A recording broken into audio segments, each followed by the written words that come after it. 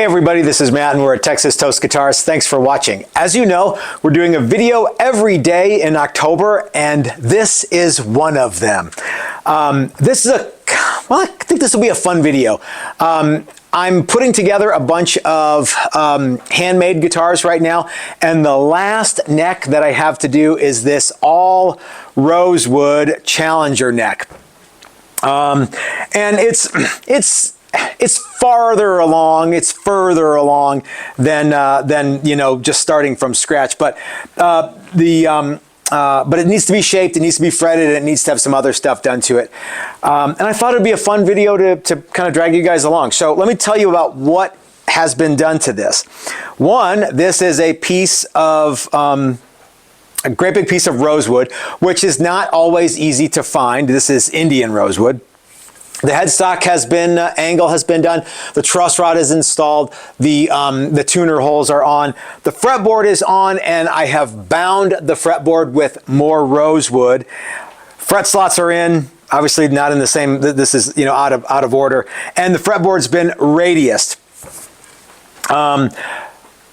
So what I'm going to do in this video is I'm going to press in some frets. I need to add some side dots, and then I'm going to shape the neck. Now, what I want you guys to know is that it's a little scary for me to do this. Not because this is an expensive piece of wood. I mean, it is, but it's a little spooky for me because I'm really, really allergic to rosewood. And if I get it all over me, I break out. So I want to try to keep the dust particles to a minimum, and what dust particles there are, I want to keep off of me. And if I get them on me, I want to wash them off as soon as I can, okay? FYI, you're allergic to rosewood too. It's actually a sensitizer, so you might not notice it right away, but if you work with rosewood enough, you'll notice that yeah, after a while, there's this sensitivity. Your skin might break out. You might get some allergies and stuff. So I'm going to be wearing more protective equipment than I normally do. I probably should be wearing that protective gear all the time, but you know, that's for all the safety sallies out there. Okay, so the first thing we're going to do is I think we're going to put side dots in this because I like to do that before I put frets in, and every so often I'll do it the other way around, but the side dot jig's ready to go. The frets are ready to go, so it's 6 of one, half dozen of the other. So let's walk into the wood shop, and I'm going to put some side dots in here, and I'm going to be using Steve's super cool side dot alignment jig from Maximum Guitar Works, the Great American Guitar Works. Wait, Texas Toast is the Great American Guitar Works. But I'm going to be using Steve's jig, and I'll let you guys check it out. Okay, gang, I've got my neck in the Maximum Guitar Works side dot alignment jig, and as you can see, the neck kind of gets clamped into this thing here, and then there are these dots which will tell you what fret you're going to be on, and then each dot is a different size. So this one is 3/32, this one is 5 millimeters, and this one is 2 millimeters. And then this center line here lines up so you can kind of position this around and get it exactly where it needs to go, which I can only do if I have two hands doing it. All right, so I got it all lined up there, and you can see my center line. I'm going to be using 3/32 dots, and as you can see, my center line is exactly perfectly right. Now we're going to go over to the drill press and drill some holes. Okay, am I still going here? I am. All right, so I got my 3/32 bit in my drill press, and I'm just going to use these little brass bushings as the guides, and we're going to drill some side dot holes. I like to get them the same depth. So we'll go down to the same depth on every one. And remember, they don't need to be like super deep, you know what I mean? They don't need to be a ½ inch deep. And this makes life so easy, you guys.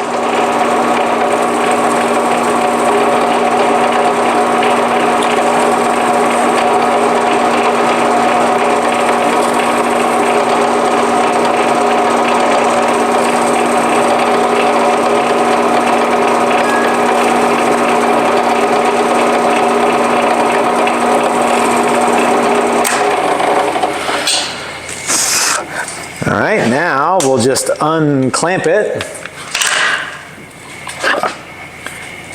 And there you go. Side dots are ready for side dot material. All right, I've got some of this white StewMac side dot material here, and I'm just going to press it into my holes. I'm trying to zoom in a little bit here, guys, because the last time I did a video from my tables, people were like, zoom in, I can't see. So I want to make sure that everyone's happy. So I'm going to zoom in a little bit. Okay. And really, all I'm doing is I'm pushing the side dot material and pushing it into the hole. Okay. And then I'm coming back with some cutters and just trimming it off. A little proud of the hole, because I'm so proud of these holes. No, a little bit above the where they're gonna be eventually. Okay. All right. So there you go. Little side dots so you can see where you are when you're rocking out. All right, the next thing I'm going to do is I'm going to glue these dots in. Now, if you've watched any of my videos in the past, you might be like, hey Matt, how come you're not using acetone? You said to use acetone every time you glue the dots in. I do like to use acetone, but remember, rosewood is super oily, and if you use acetone, I think what would happen every single time is some rosewood brownness would leach into the white side dots. So I'm just going to use a little bit of super glue, and I'm going to be very careful to not get a bunch of it running down the fretboard, okay? Because that would be a real bummer, because my fretboard's already really nice. Okay, so I'm just going around. I don't know if you guys can see this. I'm working without a cameraman here. I'm just go. Jeez, Matt. In my haste to get this to where you guys can see it, I'm doing it incorrectly. So I'm just going around the dots and let the glue flow in. This is number 20 glue, so it more or less stays put, but it's not like super gel. We're going to use this when we put frets in too. It'll flow into the space between the side dot material and the hole. Okay, and we're just going to let that set up for a little bit, and I think that will. I know that should keep all the rosewood from leaching into the side dot, which would be okay, but it'd be kind of a bummer too. And this is kind of a special neck, and I don't want to make it again. So anyway, we're going to let these sit for a little bit, and then we'll file them back. You could spray this with super glue accelerator, but I got a little bit of time, so I'm just going to let it kind of do its thing for 10 minutes. Okay, gang, we're ready to do some filing of the side dots here, and it's a good thing that I decided to wait and not use the super glue accelerator, because Chris is spraying sealer right now, so the air compressor is kicking on and off. So it just kicked off, so we got time to run my super cool file that I call Mighty Little down the side here, and basically we're going to trim all of the excess side dot material and glue off of the edge of the fretboard here. In this case, this is actually it's actually a binding at this case, you know, because it's wood binding. It just so happens to not be a contrasting color. I gotta be honest with you guys, I had a contrasting color on here, and it was maple, and I didn't care for it. I thought, let's keep it all rosewood, because I think that's cool. So there we go. Side dots are looking good, and when we go to shape the rest of the neck, there will be more side dot action. Okay, so now we need to clean out the fret slots and make sure we have no glue or crap in there, and then we can press in frets. All All right, gang, the tool I like to use to do that is this little scrapey tool. And you just kind of get it in the fret slot and clean out any crud that might be in there. What crud could be in there? Well, when you glue binding on, there could be, you know, some glue that gets into the fret slots. I do this after, you know, as I'm gluing the binding on too, so there shouldn't be very much crud. There could be a bunch of sawdust from the radiusing process, and really just kind of getting in there and scraping that stuff out is a good idea. After I do this, I'm going to introduce my fretboard to compressed air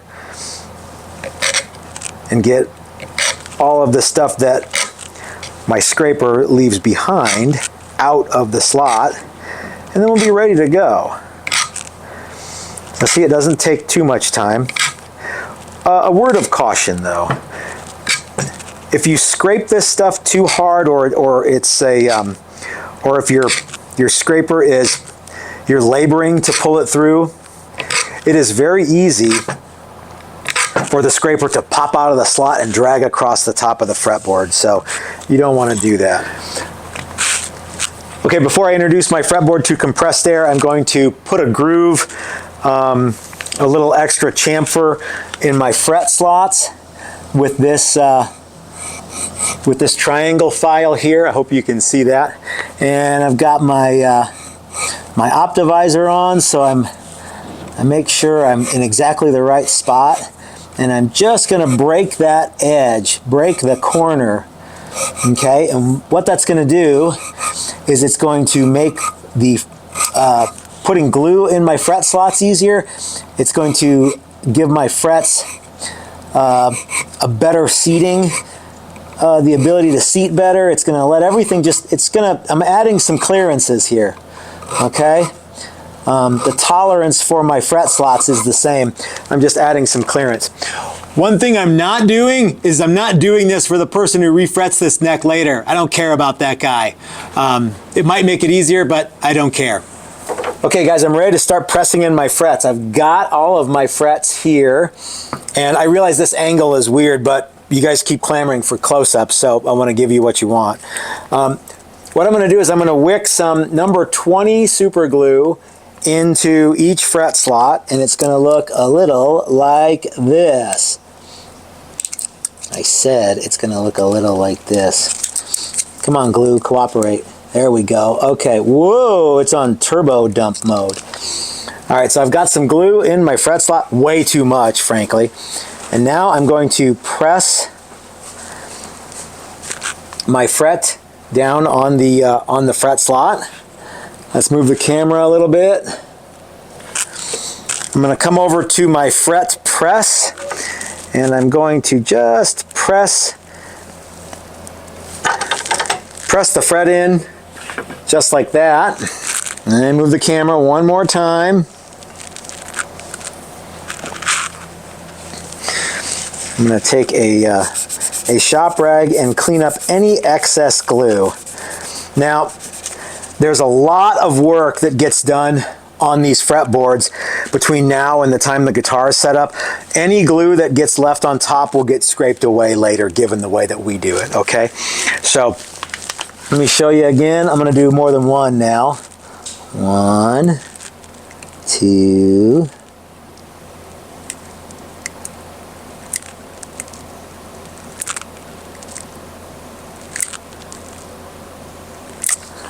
there's 7, I think. I'll put my frets in. I'm working fast because this glue isn't going to stay liquid forever, right? It wants to make moves. It wants to do its thing. What it was put on this earth and in this bottle and shipped to this shop to do. Okay, let me move the camera.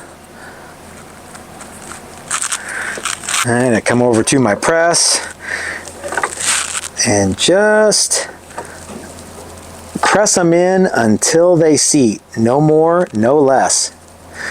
And you can feel them.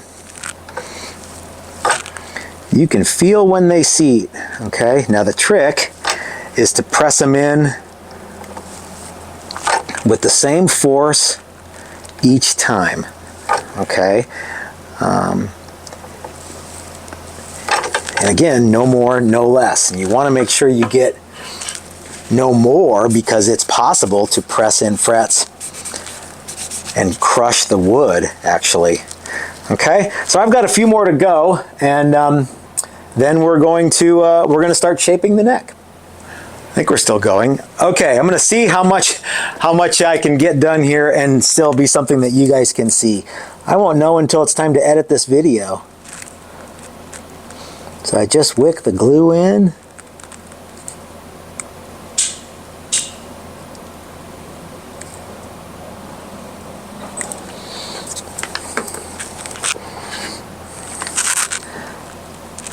And then I press the frets in. One thing is, as you guys probably are aware, these frets are all undercut to allow for the binding. In this case, the rosewood binding. And I've got this loop on so that I can make sure that I'm not getting anything off to the side. You know what I mean? I want to make sure that my frets are exactly where they need to be. Because as you can imagine, if I get them in wrong and I put it in this press, I could crush that little teeny tiny bit of 60 thousandths rosewood right out of the way. Okay.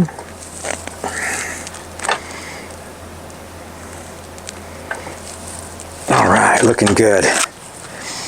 Now my neck has this I guess notch on the bottom, because that's where it fits into my body. This is the right height, but as you can see, I need to add some material to this side, because if not, the fret, I'm sorry, when I press in frets, the neck's gonna rock. So let me show you what that looks like. All right, we'll get a little of this glue going.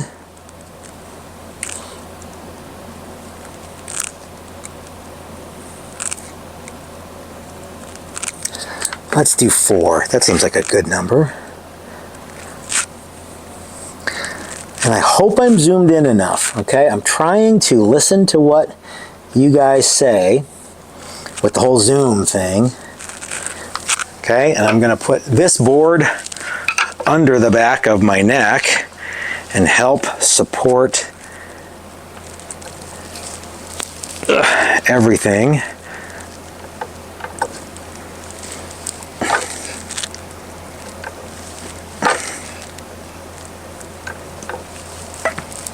Okay, a few more to go, and while I'm filming and while I'm fretting, I want you guys who are thinking, why don't you shape the neck first? It's gonna change. Paul Reed Smith said so. Paul Reed Smith is right for where Paul Reed Smith is. But I think that the fretting before the neck is shaped adds, or actually takes away, a level of fretting complexity. That is to say, it's flat on the bottom, and I don't have to use a caul. The other thing is, this wood has been sitting in my shop for the last 2 to 3 years in this form. It has been a cutout neck for a long time, and I'm not too worried about it shifting around when I shape the neck. Okay. And I suppose anything's possible, but it's so dry here in Colorado that what is totally accurate for Mr. Smith's guitars in Maryland doesn't necessarily apply to me. Okay, Okay, gang, I got the frets have been pressed in. You saw that. What you didn't see was I ground the, after I waited for a while, let the glue set up, and then I nipped the ends of the frets off and put the angle on and cleaned them up a little bit. I've made a bunch of videos on that, so I didn't feel like it was particularly necessary to do that again. This is already going to be a pretty long video. So fretwork is mostly done, right? Before the guitar gets assembled, they'll have to be leveled and dressed and that sort of stuff, but everything is mostly done. So then I drew a line on the side there. I put blue tape on so that I could see the line, because if I draw a pencil line on Rosewood, I can't always see it. I drew a line on the top, or on the side, 1 inch from the top of the fretboard and 5/8 from the top of the headstock, and I left some room for my volute right here.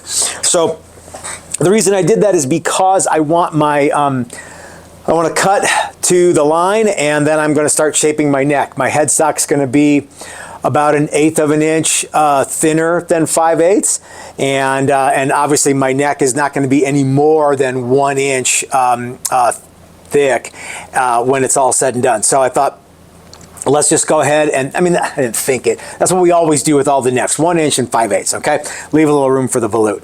So now I'm gonna go to the bandsaw and I'm gonna remove as much of this rosewood as I possibly can, and we're gonna start shaping the neck. Remember, I'm super, super allergic to this stuff, so I'm not looking forward to it. Yee, it'll be fun.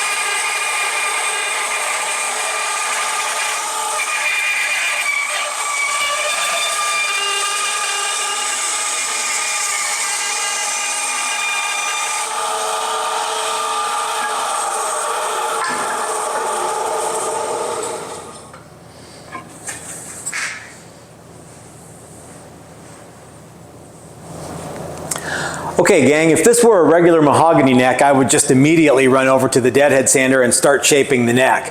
But this ain't a regular mahogany neck, it's an all rosewood neck. So one of the reasons I'm not going to run over the deadhead sander right now is rosewood is quite a bit denser than mahogany. It shapes not quite as easily as mahogany does. The other reason, of course, is because the deadhead sander is going to turn all this wood that I remove into powder, which we get back to, it's going to be sticking to me and I don't want to break out. So for those two reasons, I'm over at my beloved pin router and I'm going to remove a bunch of material with this 7/8 roundover bit, and that's going to turn it into big kind of fluffy chunks that doesn't stick to everything and doesn't stay airborne for a long time, and it's going to make the actual sanding and shaping hopefully quite a bit less.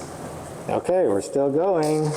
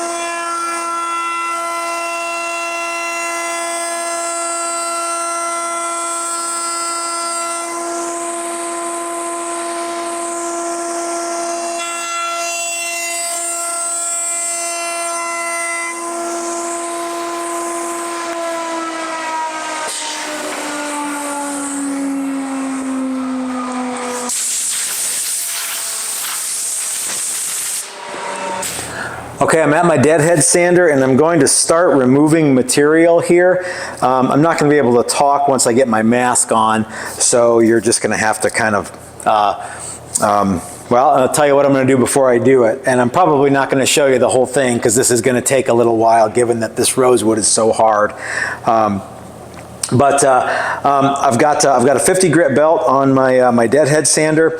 I've got my neck and it's mostly roughed out, so I'm going to start shaping and get everything down to the right thickness. I think I'm going to go pretty thick on the first fret here. Normally I try to go 860 thousandths at the first fret and 900 at the 12th fret. I'll probably go a little thicker on this because this is a big chunk of rosewood, and the guitar that I'm patterning this after had a great big neck too. I do have one of these StewMac little gauges here. I'm really going to make sure, I'm not necessarily going to use this at every location. I'm just going to make sure that this gets me close and I'm not lopsided when I'm sanding. I'm also going to work in my my heel area and some of my volute area and get some of that stuff started. So anyway, that's what we're going to do. I'm going to fire up the vacuum, get my mask on, and we're going to go to town.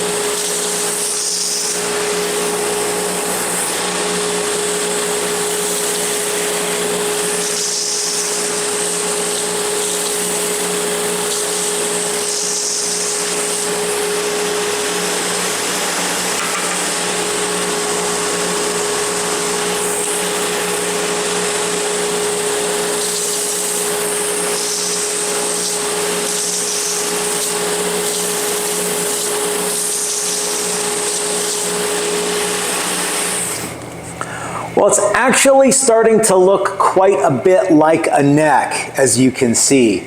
It's still pretty thick, and I'm going to keep working on it and machining it down using the exact same process. I know probably some of you guys are thinking, hey Matt, if you're so allergic to this rosewood, how come you're wearing short sleeves? Great question. poor planning on my part. I probably should have brought a long sleeve shirt to the shop. I just didn't today. So that might come back and bite me. I'm gonna be taking breaks and, you know, blowing myself off and rinsing myself off and getting all this dust off of me. Yeah, so let's finish this up here. I'm gonna work on this a little more, and then we'll do the headstock, and we'll wrap this video up.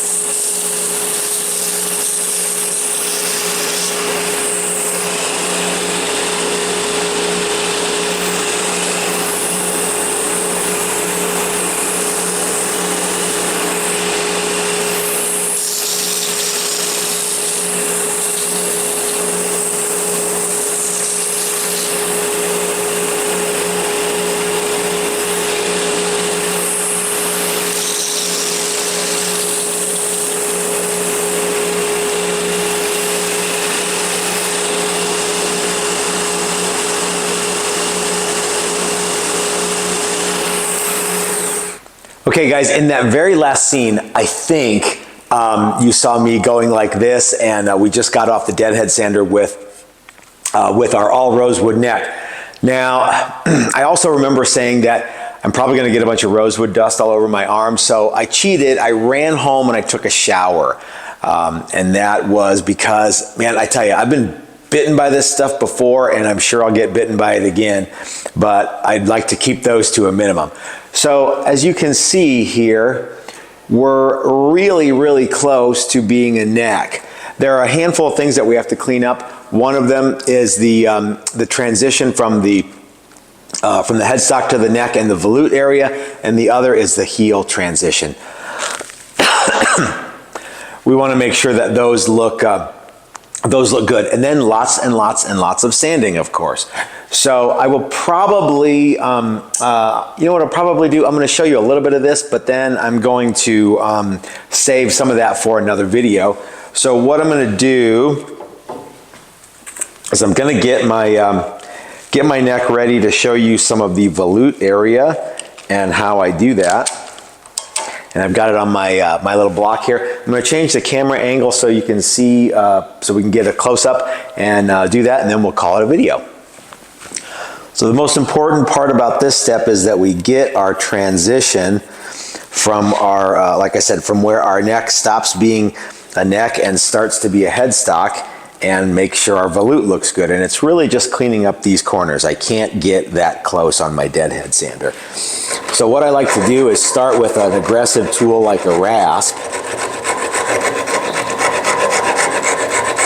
and smooth out this transition here.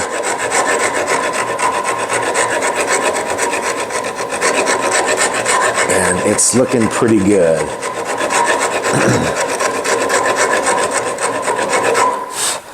Now the trick with a rasp is to make sure you don't, well, one, on something like rosewood, you want to make sure you don't chip the wood, and two, you want to make sure you stop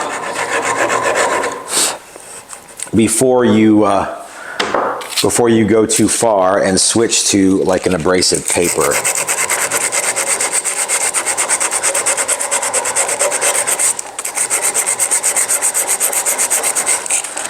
Because the rasp leaves a big gouge in the lumber, whether it's mahogany or rosewood, you know. And I'm not saying that 60 grit sandpaper doesn't, but a rasp does too. Okay, so you really want to just make sure that this transition feels good. Okay, you don't want any bumps or anything like that. I've still got some bumps here. So I'm going to remove some more with my rasp and just kind of, it's one of those things where you just got to keep doing it until it feels right. And again, this is way easier, like way easier on mahogany or even maple than rosewood. Rosewood's a tricky wood to use, and it's a cool wood to use. It's not tricky because everyone's allergic to it. It's tricky because it's so hard and dense, and in some cases it's even brittle. So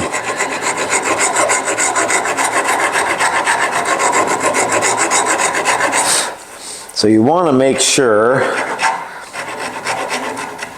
that you go slow and you constantly feel everything. Okay, but like I say, I think there's a reason that we don't see rosewood necks all the time, and why they're a special thing when you do find them.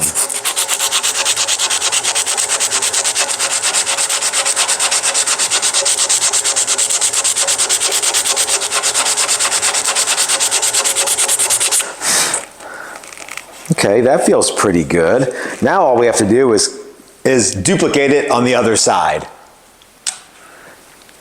Well, I hope that you guys are enjoying this this all rosewood neck video, and I think it's going to have to be a couple parts. I think part one is going to be really, really long, and I think part one is going to be very, very short by comparison. So all I've got to do next is like I said, I'm going to finish up my volute area, finish up my heel area, and then I'm going to sand and sand and sand. And because this isn't getting any hard finish, we're probably going to sand this to like 400, and then we'll do the oil finish after the neck's glued into the body, okay? So, and maybe we'll show you guys all that stuff too, I don't know. But I hope that you enjoyed the video of watching me make a rosewood neck. Like I say, I think that rosewood necks are really neat, and they're very special because you don't see them very often for a handful of reasons: cost, allergies, that stuff stinks. And the wood is, let's say it's pretty unforgiving, or it can be very unforgiving. So if you got a rosewood neck, that's cool. If you want to make a rosewood neck, that's cool too. How about this? The world needs more rosewood necks, and I think they're neat, and I hope that you guys think they're neat too. They're heavy. And maybe that's another reason why you don't see a lot of rosewood necks. But anyway, if you like this video, please give me the thumbs up. If you haven't clicked the subscribe button, please do. As you know, all the month of October, we're doing a video every day in an attempt to garner some new subscribers, and we would like for you to be one of them. If you would like to support our channel monetarily, please consider joining us on Patreon, or you can join us on YouTube. If you have a couple of bucks a month, that really helps out a lot. So until next time, this is Matt at Texas Toast reminding you that if you're so smart, start your own YouTube channel. That's what I did. We'll see you next time, guys. Have a great week. I say guys, we'll see you next time, mostly guys and a few ladies, and we'll see you next week. Thanks for watching.